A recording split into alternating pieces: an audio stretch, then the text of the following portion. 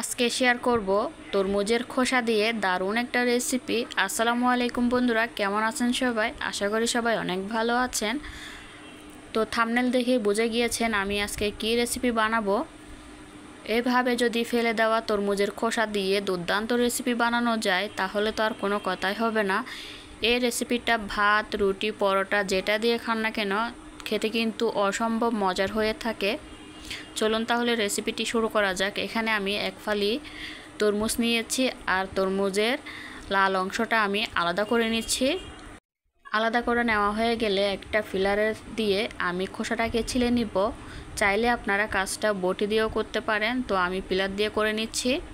এভাবে করে সবগুলো খোসা আমাকে ছিলে নিতে হবে।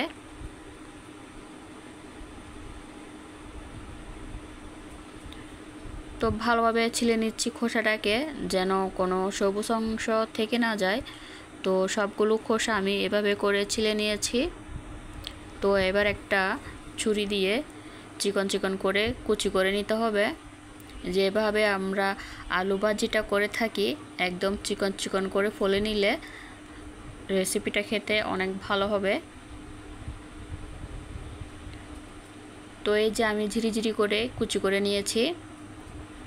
এবার একটা আমি বাটির মধ্যে তুলে নিচ্ছি।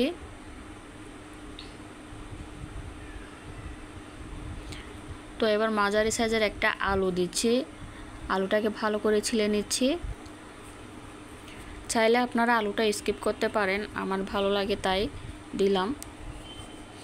আলুটাকে আমি ঝিরিঝিরি করে ফলে নিতে হবে।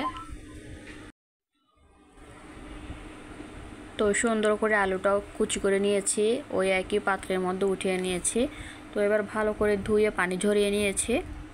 চুলায় একটা কড়াই বসিয়েছি। কড়াইটা যখন গরম হয়ে যাবে এর মধ্যে দিয়ে দিচ্ছি পরিমাণ মতো তেল। মাঝারি সাইজের একটা পেঁয়াজ কুচি দিয়ে এটাকে হালকা একটু ব্রাউন করে ভেজে নিতে হবে, বেশি ভেজে নেওয়ার দরকার নেই। এর মধ্যে দিয়ে দিচ্ছি 10-12টা মতো কাঁচামরিচ, আমি মাঝখান থেকে ফালি করে দিয়েছি। হাফ চা চামচ লবণ, হাফ চা চামচ হলুদের গুঁড়ো দিয়ে হালকা একটু কষিয়ে নিয়েছি। তারপর দিয়েছি সেই কেটে রাখা তরমুজের খোসা আর আলুর কুচি দিয়ে ভালো করে এটাকে কষিয়ে নিতে হবে।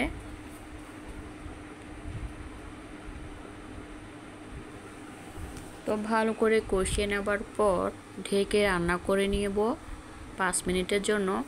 ঢাকনাটা উঠিয়ে এবার একটা বড় সাইজের টমেটো দিয়েছি। পাকা একটা টমেটো দিয়ে ভালো করে আমি নেড়ে চেড়ে মিশিয়ে নিচ্ছি। আবারও ঢাকনা দিয়ে ঢেকে হাই হিটে রান্না করে নিতে হবে 5 মিনিটের জন্য। 5 মিনিট পর ঢাকনাটা উঠিয়ে আবারও ভালো করে নেড়ে চেড়ে মিশিয়ে নিতে হবে। এখানে কোনো রকম পানি দেওয়ার দরকার নেই।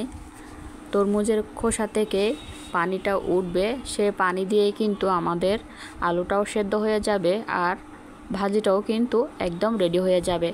দেখুন বন্ধুরা, ভাজিটা অনেক লোভনীয় হয়েছে, খেতেও কিন্তু দুর্দান্ত মজা হয়েছিল।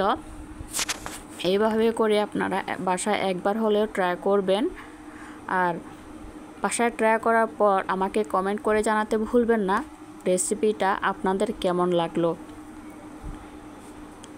ভালো লাগলে আমার চ্যানেলটি সাবস্ক্রাইব করে পাশে থাকতে পারেন, লাইক কমেন্ট শেয়ার করবেন আর আমাদের জন্য বেশি বেশি করে দোয়া করবেন। পাশে থাকা বেল আইকনটি প্রেস করে রাখতে পারেন নতুন কোনো ভিডিও আপলোড করার সাথে সাথে সবার আগে পাওয়ার জন্য। আসসালামু আলাইকুম, আল্লাহ হাফেজ।